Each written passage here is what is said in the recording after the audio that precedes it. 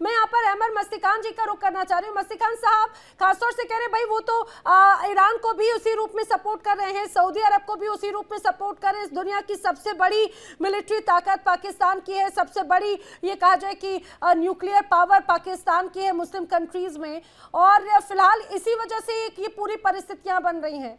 वो कह रहे हैं कि भाई धोखा नहीं दिया, लेकिन सब कह रहे हैं कि अब सऊदी अरब कह रहे हैं तो धोखा पार्ट 2 शुरू हो चुका है, धोखे पार्ट का नया चैप्टर शुरू कर चुका है पाकिस्तान। नमस्कार, आपका शुक्रिया नैना जी। नैना जी, आपको कल भी मैंने कहा था कि मैं पत्रकार हूँ, एक्टिविस्ट नहीं अच्छा, हूँ। मैं दुरुस्त जी। करवाऊंगी जी। जी, कोई बात नहीं। लेकिन मैं एक चीज बताना चाहता हूँ हम्म। कि जो हर किसी के साथ चलता है हम्म। उसको उर्फ आम में कुछ कहा जाता है, वो मैं टेलीविजन पे कह नहीं सकता हम्म। हूँ। ये जो कह रहे हैं कि हम हर किसी के साथ जाते हैं, हम्म। ये कौन सी बात कर रहे हैं? कोई प्रिंसिपल इनके पास नहीं है। ये ईरान के दुश्मन हैं, इसमें कोई शक नहीं है। इन्होंने जो उलमाए कराम शिया को बुलाकर इसको उनकी डिप्लोमेसी तजलील कहते हैं, की है, डिप्लोमेसी। उनको कहा कि आप पाकिस्तान छोड़ के ईरान चले जाएं। ये कह रहे हैं कि जो शिया हजरात हैं वो ईरान चले जाएं, जो सुन्नी हजरात हैं वो अफगानिस्तान चले जाएं, जो अहले हदीस हैं वो सऊदी अरेबिया चले जाएं, और ये जनरल जो पाकिस्तान के वो खुद डिफेंस हाउसिंग अथॉरिटी बना के बैठेंगे। आपको इल्म है कि इनकी मिलिट्री के पास कितना जमीन है पाकिस्तान का?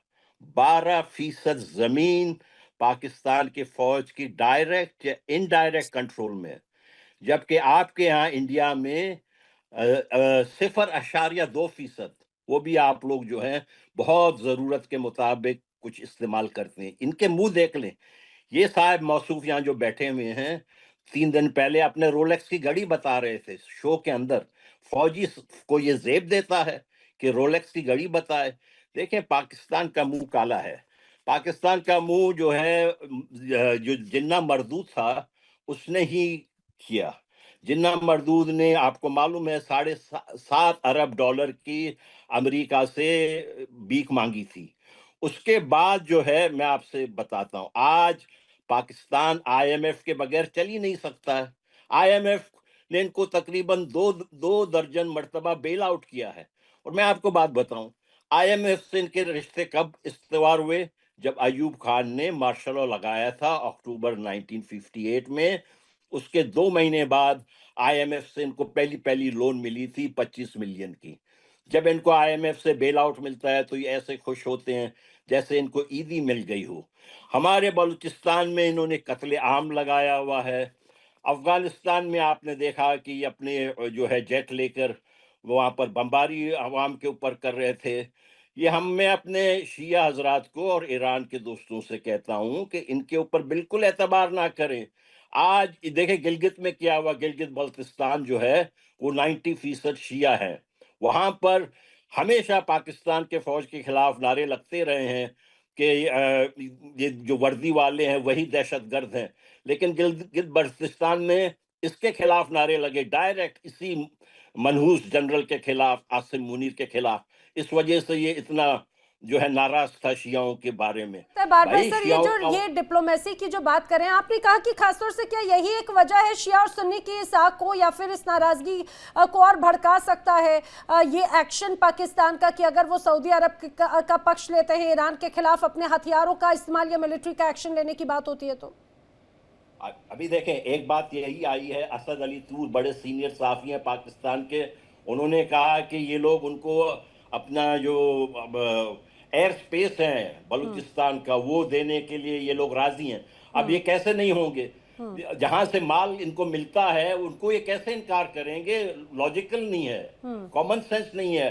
प्लीज, इनके जो ये बड़े, और खुसूसन जो आसिम मुनीर है, इसके लिए मशहूर था कि ये इसको डिसीवर कहते थे फौज में।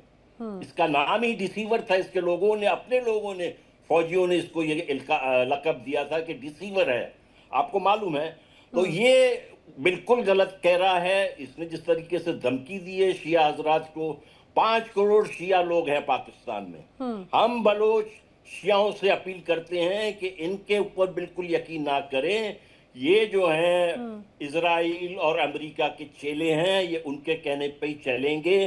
देखें, ये अपने तमाम हमसायों से इन्होंने अपने हालात बिगाड़े हुए हैं। इंडिया से तो रोज़े अव्वल से बिगाड़े हुए हैं, बलोचों को इन्होंने कुचला है, अफगानों के साथ दुश्मनी ली है, अब शियाओं के साथ लेने जा रहे हैं। ठीक है, पाकिस्तान लेकिन खत्म हो लेकिन गया। लेकिन ये शिया और सुन्नी की लड़ाई तो बहुत पहले से ही पाकिस्तान में नजर आ रही थी। कुछ समय पहले हमने देखा था कि किस रूप में यहाँ पर मस्जिदों में धमाके हो जाते हैं, फिदायीन अटैक हो जाते हैं। अपने दर्शकों को एक और मैं बात बताऊं, खासतौर से पाकिस्तान की अगर बात की जाए तो पाकिस्तान की जो पूरी संरचना है, उसका जो बॉर्डर एरिया है, ईरान से लगभग 900 किलोमीटर से ज्यादा का हिस्सा एक तरह से पाकिस्तान उस बॉर्डर को शेयर करता है और ऐसे में उसके लिए बड़ी चुनौती भी है। और सऊदी अरब की बात की जाए तो खासतौर से फाइनेंशियल तौर पे, आर्थिक तौर पर हमेशा से सऊदी अरब की एक तरह से डिपेंडेंसी यहाँ पर नजर आती ही है। कर्नल मलिक, क्या ये भी एक बहुत बड़ी वजह है? यहाँ पर शेख नदीम साहब तो कह रहे थे कि वो अपनी मिलिट्री को या एयर डिफेंस टीम को वहाँ पर उधर की तरफ डिप्लॉयमेंट शुरू हो चुका है। क्या हकीकत है, क्या नहीं? लेकिन क्या नेगोशिएशन या बैलेंस या एक साथ दो नाव पर सवार होना, ये किस तरह की डिप्लोमेसी है? पाकिस्तान को ये और तो नहीं डुबो देगी? नैना जी, मुझे लगता है कि नदीम साहब शायद 2-3 दिन पहले कह रहे थे कि हम 2 नहीं 3 नाव में सवार हैं। हाँ, जितना मुझे ख्याल है, अगर मैं गलत हूं तो मुझे माफी चाहूंगा।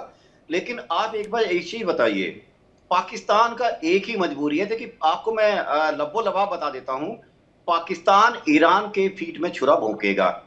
आज नोट कर लीजिए, कारण यह है कि अमेरिका ने जो पैसा दिया है ना, इन्वेस्टमेंट दिया है, एक एक पाई को वो सूद समेत वसूलेगा।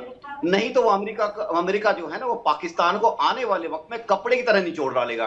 कि जिस तरह का, जिस एम को, जिस ऑब्जेक्टिव को लेके उसने पाकिस्तान को खड़ा किया है, वो ऐसे ही नहीं है, उसको अपने ऑब्जेक्टिव पूरे कराने हैं। अभी आप देखिएगा, मुझे नहीं पता, देखिए इजराइल और गाजा में बात आई थी कि एक sort of peace keeping force type वहां पे बात आई थी कि पाकिस्तान की सेना को शामिल किया जाएगा। पाकिस्तान में क्या हुआ? बवाल खड़ा हो गया, लबैक उधर से शुरू हो गया, लोग सड़क पे आ गए।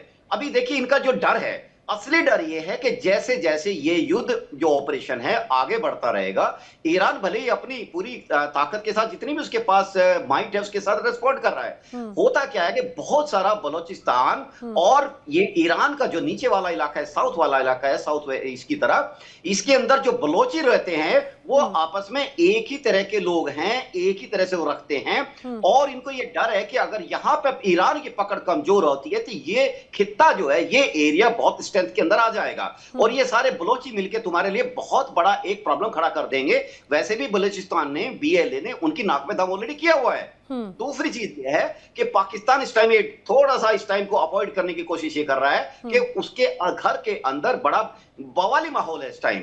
वहां पे लबैक है, उधर से TTP ने नाक में दम किया हुआ है, इधर से अफगानिस्तान ने किया है। तो वो अपने को समहाउ इस टाइम अपने को पूरी स्ट्रेंथ गेन करके और एक बैलेंस आउट करने की कोशिश कर रहा है। लेकिन 2 नाव नहीं 3 नाव की, जैसा कि उनके पाकिस्तान के स्पोक पर्सन बोल रहे थे, ये बहुत खतरनाक स्थिति होती है। नैना जी, आप याद रखिएगा इस बात को, मेरा एनालिसिस ये कहता है कि अमेरिका नहीं छोड़ने वाला है। उसको पाकिस्तान के थ्रू बागराम चाहिए था, नहीं मिला, क्योंकि वहां पर और बहुत सारी फोर्सेज है, बहुत सारे फैक्टर्स आ गए। अभी इनकी फोर्सेज को इस्तेमाल किया जाएगा, किस तरह से इस्तेमाल होगा, थोड़ा सा हमें वक्त का इंतजार रखना पड़ेगा कि जैसे ही जैसे कोई सीज फायर तो होना ही है, आज नहीं तो महीने भर बाद होगा, 2 महीने बाद होगा। तो जैसे ही सीज फायर आएगा, पाकिस्तान की फोर्सेस का रोल आएगा ही आएगा उसमें, और वहां पर जितने डर्टी जॉब्स होगी वो पाकिस्तान से सारे डर्टी जॉब्स कराए जाएंगे। और ये इतने आबाद नहीं है, सऊदी अरब भी ये कह रहा है। अभी तो उनके शहबाज शरीफ साहब गए थे 15 दिन पहले, और मुनीर साहब भी होके आए थे। उन्होंने कहा था कौन सा समझौता है, कौन सा मिनी मेट्रो आप बोल रहे हो, कौन सा मिनी नेटो, सॉरी कौन सा मिनी नेटो बोल रहे हो कि हम पर अटैक पे अटैक हुए जा रहे हो। आप अपने ना तो प्रभुत्व का इस्तेमाल कर रहे हो, ना ही आप हमारे साथ खड़े हो रहे हो। आप कौन से समझौते की बात कर रहे हो? और एक चीज और बताएं, आपने जो टच किया था ना, मैं उसको एक और बात टच कर देता हूं। जो ये कहते हैं ना कि हमारे पास स्मार्ट वेपन है, आपने देख लिया ऑपरेशन सिंदूर में कितने स्मार्ट वेपन है, तोड़ डाला हमने सारा मिथक तो आपका कि जी हमसे कोई पंगा नहीं ले सकता, हम परमाणु संपन्न, हम आका हैं देश के इस्लामिक मुल्क के। कुछ नहीं हो आप कुछ भी नहीं हो। आप एक बिकाऊ कंट्री हो, स्टेट ऑफ डिनायल हो, आपके अंदर गद्दारी भरी हुई है, 5 में गद्दारी की है, 25-30 हजार फिलिस्तीनी मारे थे ना इनके जिया उलग ने, जब वो ब्रिगेडियर साहब थे। इनको फिलिस्तीन के साथ कोई लेना देना नहीं है, इनको बिजनेस करना है, पैसा चाहिए। लेकिन पैसा सर उस फेंकते बिजनेस रहिए के और इनसे चक्कर काम में ही कराते तो मुझे रहिए। लग रहा है कि कई बार आ बैल मुझे मार कर लेते हैं। सबसे बड़ी बात तो यही हो जाती है कि बिजनेस के चक्कर में अब जिस रूप में अभी तक सऊदी अरब ने मिलियन डॉलर्स का इन्वेस्टमेंट किया पाकिस्तान की आर्थिक मदद की, और बड़े ताव में आकर ये कहा जाए कि धोखा दे दिया जाएगा, डिफेंस पैक्ट कर लेते हैं, शायद पाकिस्तान ने भी नहीं सोचा होगा कि इस तरह से हालात हो जाएंगे। और अब यही वजह है कि पाकिस्तान का जो एक बड़ा अमाउंट है सऊदी अरब ने फिलहाल उसे होल्ड कर दिया, IMF ने फिलहाल अभी होल्ड कर दिया, चारों तरफ से तो घिर चुका है, पिट चुका है। और लगातार जो परिस्थितियां हैं अंदरूनी तौर पर तो वो और भी ज्यादा बड़ी चुनौतीपूर्ण है। सहाय सर, क्या यही वो तमाम चुनौतियां हैं जो पाकिस्तान बार बार सेकंड थॉट ला रहा है, लेकिन एक और तमगा धोखेबाजी का अपने ऊपर ले चुका है? ना ये वाला तमगा थोड़ा भारी पड़ेगा इनको, क्योंकि कहते हैं ना कि दोस्तों और दुश्मनों की पहचान जरूरत के समय होती है। और इनकी अपनी डिफेंस डील, अपने पैक के हिसाब से अगर सऊदी पे ईरान का हमला हुआ है तो Pakistan is bound to take it as a aggression on Pakistan. इनके लिखित हस्ताक्षर के तहत सऊदी पे अगर हमला हुआ है तो वो पाकिस्तान पे हमला माना जाना चाहिए और इसके रिस्पॉन्स में इनको कुछ करना चाहिए। जबकि हम देखें 24 दिन में एक भी ऐसी प्रो सऊदी या कोई थ्रेटनिंग लैंग्वेज अगेंस्ट ईरान, क्योंकि ये ईरान इनके यहाँ काफी पॉपुलर है, तो ये इन्होंने ऐसे वक्त में सऊदी को धोखा दिया। ये वही सऊदी है जो कुछ दशकों पहले जब इनका न्यूक्लियर प्रोग्राम एपेक्स पे पहुंच रहा था तो उस समय इस्लामिक बम के नाम पे इनको काफी सपोर्ट किया था, हर किस्म का इनको बेल आउट किया, इकोनॉमिक बेल आउट किया था। और आज जब सऊदी पे ईरान हमला कर रहा है, इनके लिखित पैक्ट हैं कि ये सऊदी पे हमला पाकिस्तान पे हमला माना जाएगा और इनको जवाब देना चाहिए, हार्डवेयर भेजना चाहिए, मिलिट्री किसी भी तरह से कम खुल के बोलना चाहिए कि ईरान ये हमले सऊदी पे बंद करे। लेकिन उन्होंने इलेक्ट किया है कि अपनी वही धोखेबाजी वाली स्ट्रेटेजी बरकरार। जी नैना, आप कुछ कह रही? नहीं सर, आप बात कंटिन्यू रखिएगा जी। तो ये इनको इस वक्त बहुत भारी पड़ेगा, क्योंकि आज के बाद ये ना ईरान के रहेंगे ना सऊदी के रहेंगे सर। लेकिन ये वाला झटका क्या झेलने की अभी मौजूदा कंडीशन में है पाकिस्तान? महंगाई का स्तर लगातार मौजूद है, IMF ने पहले ही पाबंदी लगा दी जी। ये इनके यहाँ स्ट्रेटेजिकल स्टडीज करने वाले लोग शायद है नहीं। आई रियली वंडर कि इनकी इंटेलिजेंसिया क्लास है कहाँ। आज से 10 साल बाद ईरान, अफगानिस्तान और बलूचिस्तान का जो आर्क है, जो पाकिस्तान का बॉर्डर लाइन रीडिफाइन करेगा नैना, उसके लिए इनको सऊदी की जरूरत पड़ेगी। और आज सऊदी को जब जरूरत है तो ये उनके साथ खड़े नहीं है, ये इनको भारी पड़ेगा। याद करिएगा, ईरान, अफगानिस्तान और बलूचिस्तान पाकिस्तान का नया इंटरनेशनल बॉर्डर डिसाइड करेगा विद इन 5 to 10 years, और उस वक्त सऊदी सिर्फ खड़ा होकर देखेगा। जी नैना। हाँ, और सज्जाद कारगिल ही ज्यादा बेहतर और तरीके से बताएंगे। सज्जाद जी, पाकिस्तान और सऊदी और पाकिस्तान और ईरान के रिश्ते ये पाकिस्तान को मजबूत बनाते हैं या कमजोर कर रहे हैं? क्योंकि पाकिस्तान तो मुस्लिमों का उम्मा अपने आप को बताता रहा है और ये कहता रहा है कि भाई हम हैं, अभी फिलहाल जो भी कुछ है हम उनको प्रोटेक्ट करेंगे, लेकिन जब मौका आ रहा है तो अभी यहाँ पर पीठ दिखाते हुए नजर आते हैं। देखिए, दो चीज़ें हैं। पहली चीज़ तो ये है कि जब पाकिस्तान ने, आपको याद होगा कि जैसे मैंने भी कहा कि अभी जो इन्होंने दहशतगर्दी के अड्डे शुरू किए USSR के ख़िलाफ़, उसके बाद एक जो सोच पनपी, तकफीरी सोच, जिससे बाद में निकल के ISIS बना, जबहतुल नुसरा बना, जिन्होंने सीरिया के अंदर, आपको याद होगा। तो कुछ लोगों को अमेरिका ने प्लांट किया। अमेरिका जो है वो बहुत माहिर है लोगों को प्लांट करके अपना काम निकलवाने में, और जितने भी अरब मोनार्क्स हैं ये अमेरिका की मर्ज़ी से या अमेरिका की मदद से उन देशों पर हावी है, क्योंकि उन एरियाज़ में कोई इलेक्शन नहीं होता, कोई डेमोक्रेसी नामी कोई चीज़ नहीं है। तो वो अपनी बेहतरी उसी में समझते हैं कि जितना अमेरिका खुश रहेगा उतना हमारी जो सरकार है वो चलती रहेगी। इस फार्मूले को पाकिस्तान ने भी अपनाया है। और आपको याद होगा कि इमरान खान के जेल में जाने के बाद आसिम मुनीर और शहबाज शरीफ जब से क़यादत संभाली है इन्होंने पाकिस्तान की, ये पूरा का पूरा जो सिस्टम है वो अमेरिका के हाथों जा चुका है। और ये अब अमेरिका की मर्जी से बयानात दे रहे हैं, स्टेटमेंट्स भी दे रहे हैं। यहाँ तक कि डोनाल्ड ट्रंप को नोबेल पीस प्राइज, अपीसमेंट की हद हो गई कि डोनाल्ड ट्रंप को नोबेल पीस प्राइज की बात कर रहे हैं। और इधर से कहते हैं कि हम तो इस्लाम का किला हैं, मतलब मुशर्रफ कहा करता था हम इस्लाम का किला हैं, हम सबसे बड़ा न्यूक्लियर पावर है। और आपको याद होगा कि इस इस्लाम के किले ने 3 साल में जो गाजा पट्टी के अंदर जो जनसंहार हुआ उसमें कभी भी मुंह नहीं खोला, कंडेमनेशन तक की बात नहीं की, और कोई स्टेप ऐसा नहीं लिया जिस पे इजराइल के खिलाफ इन्होंने कोई बात कही हो। नंबर 1। नंबर 2 ये है कि रही बात ईरान की, अभी जंग को आज हो गए तकरीबन 23 दिन के बाद बड़ी मुश्किल से इनको, जब अपोजिशन लीडर्स ने सेनेट में आके मजम्मत करने की कोशिश की, तब जाके शहबाज शरीफ के मुंह से 2 जुमले निकले हैं। अदरवाइज ये जो शिया उलमास हैं उनको बुला बुला के थ्रेट कर रहे हैं और ये कह रहे हैं कि आपने कोई प्रोटेस्ट नहीं करना है। पाकिस्तान 2 पाकिस्तान है, एक आम जो पब्लिक है पाकिस्तान की जनता है जिसमें शिया सुन्नी सभी लोग हैं, वो पूरे के पूरे इस वक्त ईरान के साथ खड़े हैं, जो मेजॉरिटी लोग हैं। लेकिन जो प्रो तकफीरी एलिमेंट्स हैं और जो पाकिस्तान की मिलिट्री एस्टेब्लिशमेंट है, वो पूरा का पूरा सऊदी अरब और अमेरिका के इशारे पे नाच रही हैं और उनके इशारे के बगैर वो एक कदम आगे नहीं बढ़ सकते। अगर बड़ी मुश्किल से इनको IMF ये FATF से छुड़वाया है अमेरिका ने, बड़ी मुश्किल से इनको अमेरिका ने दावत पे बुलाया है, क्योंकि ये बहुत लेकिन उस दावत के पीछे का उद्देश्य तो कुछ और था ना, दावत के पीछे का उद्देश्य कुछ और था, नोबेल पीस प्राइज के लिए नॉमिनेट करने का। बार-बार ये कहा डोनाल्ड ट्रम्प की अपीजमेंट थी। हाँ। तो वही वो काफी कोशिश में लगे हुए थे कि कभी हमको दावत पे बुलाए और हमसे हमारे साथ लेकिन खड़े वो पूरे किए कराए पर पानी फिर गया ना। रजा काशिफ कनेक्ट हो चुके हैं भू राजनीतिक विश्लेषक के तौर पर पाकिस्तान से। रजा काशिफ जी, आपका भी बहुत स्वागत है इस चर्चा में। भाई, अब ऐसा लग रहा है खुद पाकिस्तान के अंदर से, बलूचिस्तान में भी कई ऐसे नेता कह रहे हैं कि भाई कभी भी आर्मी को इतना ह्यूमिलिएटेड, वीक और डिसग्रेस्ड नहीं देखा जो अभी बड़े स्तर पर ये वैश्विक स्तर पर देखा जा रहा है। सऊदी अरब तो धोखेबाजी का तमगा दे रहा है, वो कह रहा है भाई जो वादा किया वो तो निभा जाओ। जी बहुत शुक्रिया। बुनियादी तौर पे अगर हम बात करें पाकिस्तान की, तो पाकिस्तान में तो इस वक्त भी जितनी वॉर हुई सारी चीजों को मैनेज करने की कोशिश कर रहा है, और शायद कुछ इनमें से शायद जानते भी हों, एक प्रॉपर डिप्लोमेसी होती है, ट्रैक 1 ट्रैक 2, और पाकिस्तान सारे तरीकों से लेके डिप्लोमेसी के सारे रूल्स फॉलो कर रहा है, और इसी वजह से ये अभी तक मामलात काफी हद तक बेहतर थे।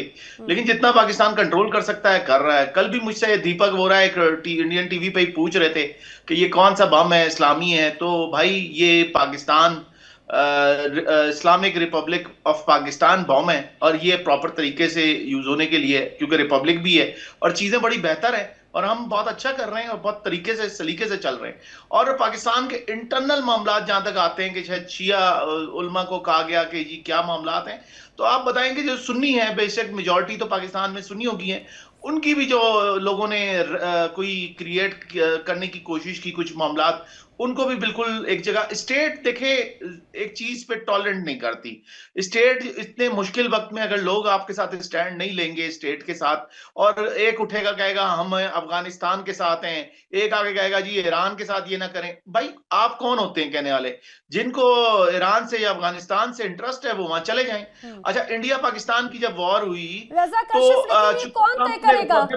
सज्जाद कारगिली कुछ कह रहे हैं, कौन तय करेगा? जी, आपके मिलिट्री एस्टेब्लिशमेंट को अमेरिका से मोहब्बत है क्या, वो अमेरिका चले जाएंगे? इजराइल से मोहब्बत है, वो इजराइल चले जाएंगे? ये कौन सी लैंग्वेज हो गई कि चले जाइए, पाकिस्तान से छोड़ करके ईरान चले जाइए? क्यों चले जाएंगे? मतलब देखिए पढ़े लिखे तरीके से चले ना। क्या आसिम मुनीर मालिक है पाकिस्तान का? क्या वहाँ के लोगों की कोई इज्जत नहीं है? देखिए इंडिया डेली 24/7 अब आपके स्मार्ट टीवी पर। इंडिया डेली मौजूद है सभी डिजिटल प्लेटफॉर्म पर लाइव और लगातार। इंडिया डेली 24/7 हर दिन राष्ट्र को समर्पित।